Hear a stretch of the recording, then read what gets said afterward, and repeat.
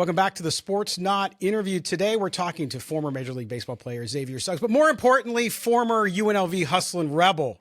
Yes, always good to talk to a fellow UNLV alumnus, but he's here now as an ESPN Major League Baseball analyst. Also, you can catch him on MLB TV, and you got to go check out Show and Go with X on YouTube, his show. Very entertaining, very good stuff. If you want to know more about the inside of baseball from somebody who played the game at the highest level, go check it out. Xavier, thanks for being with us, man. Hey, thank you for having me, man. Always, like you said, always good to talk to a Rebel, man. So me in Florida, I don't get to see and talk to too many of them now on this East Coast. So it's nice to chop it up with you. Yeah, I appreciate that, man. Well, spring training gets started this week, and tell us what it's like. Fans love spring training. I know as a kid, growing up in San Diego, at that time, the Padres were out in Yuma. We used to go out there with my dad. And it was great because I could talk to players. I could get autographs. It's a much more casual environment than when you guys are in the big stadiums in the middle of the season focusing on that pennant. But for you as a player rolling into spring training, talk about that experience and maybe some of the more memorable things that you did experience during your time there. Yeah, it's such an excitement rolling into spring training because it's almost a feeling of new beginnings, right? It's like a new start, no matter what happened the prior year, no matter even what you went through in the off season. It's like, okay, day one, I get to see my boys again. We get to chop it up. It reminds me like the first day of school for your senior year of high school. Like there's just so much excitement going into it, so much optimism. Everybody's in a great mood, even though there's a lot of competition. Everybody's still as jovial as possible, and it's probably the best environment when you talk about kind of a team that's looking at step one to getting to where they want to be. And man, it's really not too many better feelings than experiencing that and seeing everybody come in kind of with their best, ready to put their best foot forward. It feels good. Yeah, it's cool because you guys are all there kind of cloistered, right? Because when you're playing throughout the season, you're living your everyday life and then you're going to the ballpark, you're playing. But then when you're in camp, you're all there together. It's sort of a very interesting dynamic. What about for you, though, going into that first spring training that you went into after UNLV days and you went to the Cardinals? What was it like to be around some of the veterans that you had seen, obviously as a college player and as a kid growing up, and then to be out there competing with them, playing with them? What was that like? It was crazy. It's almost like you're pinching yourself to feel like you actually belong there, right? You talk about names like Albert Pujols, Yadier Molina, Adam Wainwright, Matt Holliday, so many, but not even just that, like so many like veteran former players come along. Ozzie Smith, Bob Gibson had come along. Willie McGee, who's a part of the coaching staff now, like so many guys, seeing Tony La Russa, so many guys just gravitate towards being around the St. Louis Cardinals, being a part of that spring training. So it's special. And even getting a wake-up call of like seeing guys how early they get to the field and just a regimen of putting the work in, that was an eye-opening experience for me because you always as a player, you feel like you're putting in a great amount of work until you see some of the greats and you see what it really takes to get to where their level is. And you don't want to be somebody that holds everybody back. You want to be a part of doing that same thing. And how can you call yourself great unless you're doing some of the things that those guys have consistently done year after year after year? So really an eye-opening experience to me. And it made me question, am I working hard enough to get to where I want to be? Yeah.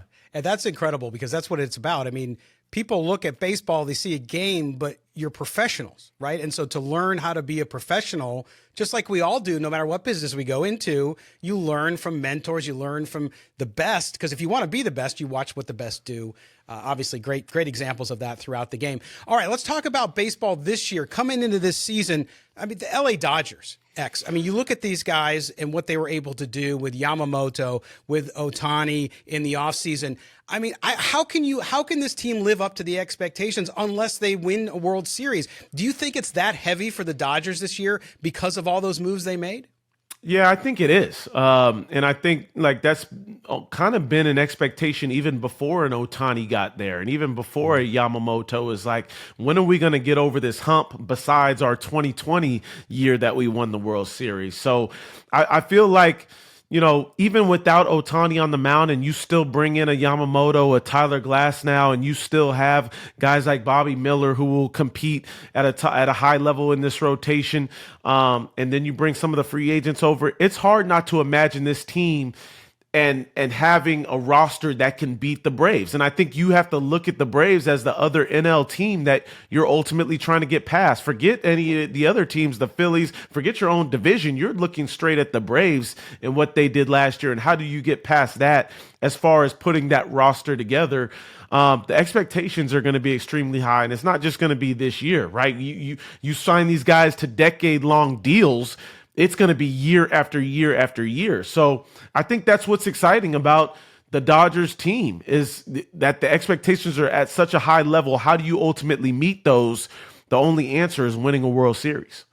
All right. So with those expectations, you look at the Dodgers and what they were able to do. Now, listen, great for the players. I'm a player first guy, so it's like whatever you can get, you get. That's your value. But for baseball overall, if you're somebody in Pittsburgh, if you're somebody in Cincinnati, if you're somebody in Tampa, and you look at what the Dodgers are able to do, overall, was it good for baseball that the Dodgers were able to go out and do what they did? I think it was because I think it makes everybody else kind of bring their game up, right? Like everybody else is going to go and try to find ways to compete at a high level to bring in free agents because you look at it's going to be hard to beat a team like the Dodgers. It's going to be hard to beat a team like the Braves, the Phillies, these teams that are continually being able to sign free agent guys. You won't find yourself in the mix unless you're doing so. So I think that's something that's good for the game. I even look at even mid-market teams that figure out, hey, we've got to find a way to go get a Yamamoto if available. We've got to figure out a way to go sign some starting pitching to at least be able to compete. I ultimately like it because I think it does push some people. Now the lower market teams, they're not going to budge, right? Just because they can't play in that area. But I think it starts to give mid-market teams more an idea of, hey, when guys are available, even if we're not ready to win right now, we need to find a way to be able to grab a franchise type player. Yeah, and it's the importance of building your minor league system too, right? For those teams that are on the lower end of the economic situation, they have to develop talent, right? And you've seen it. I mean, look, you've seen Tampa Bay do it in the past. You've seen Oakland do it to a certain degree. They're not there right now, but you've seen other teams do that, Minnesota. So it can be done. Yeah. It just goes to the importance of how you go about it, and if you can get that big name and good. But then we saw San Diego too, right? They went nuts, spent a lot of money because they had an owner that said, you know what? I don't care if I'm going to lose money. I want to try to win. It didn't work out for them. In fact, Juan Soto. So Juan Soto goes over to the Yankees. Is he the answer for that Yankee offense, do you think? I think he's a big part of it. The thing for me is, does one person change the whole outlook of what your team is capable of doing? I don't think so. But at the same time, if there is a type of person that I want to bring in, it's going to be Juan Soto because I think he has an effect on the whole offense as far as what he can do, taking his walks, getting on base, the approach that he has. I think the approach that the Yankees have had as a team has kind of been too free swinging. And I think you bring in a Juan Soto type of player, and I think that can help impact the rest of the hitters, specifically Judge. Like you might have an opportunity to see Aaron Judge put up better numbers than he has in the past, and we've seen him put up historic numbers. So I think it doesn't change the whole dynamic of a team, but I think it has the ability to really impact the team on a positive manner. And then that can impact not only offense, but that impacts pitching, that impacts starting pitching, that impacts relief pitching. So all of those things are just as important for the Yankees if they look to be a team that has aspirations to win a World Series. Yeah. Is Soto and Judge, is that the best 1-2 combo in baseball right now, you think? Yeah, I think that's the best 1-2 punch. And the reason why I say that is because you have two guys that have the ability to hit high for average, hit high for power, the ability to take walks. All those things affect not only those players individually, but your team collectively. Those are two team-like players, right? Those are guys that make your whole team better in a sense. And without either one of those guys, your team is significantly worse. So the Orioles AL East last year, they go out there, they have an amazing season, and then they come back in the playoffs, aren't able to get it done. With that year of experience, are Orioles the team to beat there? They have to be. You go win 101 games and you go get a Cy Young winner in Corbin Burns, and I expect this team to do some big things. I don't see this team getting worse in a sense. They went out and also got another relief pitcher in a Craig Kimbrell who has experience closing games, one of the best closers we've seen. But also I look at the team offensively should be better too.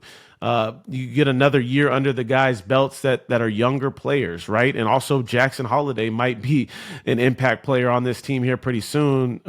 Matt Holliday's son, who I played with Matt. Yeah. So I think it's an opportunity for the team to be better. More growth in a sense. Grayson Rodriguez has the ability to be an ace in the rotation as well. So anytime you give those guys another year of experience, I think that they figure out a way to become better collectively. And I look at, I don't know if the rest of the division is going to be able to compete at the level the Orioles will. I still think the Yankees need another top line starter. I still think the Blue Jays have to hit.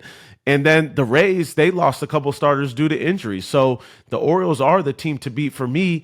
And I look at their roster, and it's considerably better than the Rangers right now, too. Yeah, no, great one. That's a great point. We look at the National League before we let you go, Xavier. You look at the National League, and you talked about the Braves. Obviously, you talk about the Dodgers.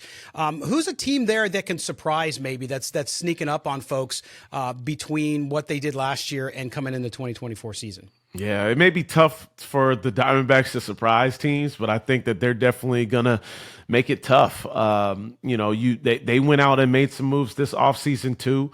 I think another thing too is with them being a young athletic team, they're always putting pressure on the other teams.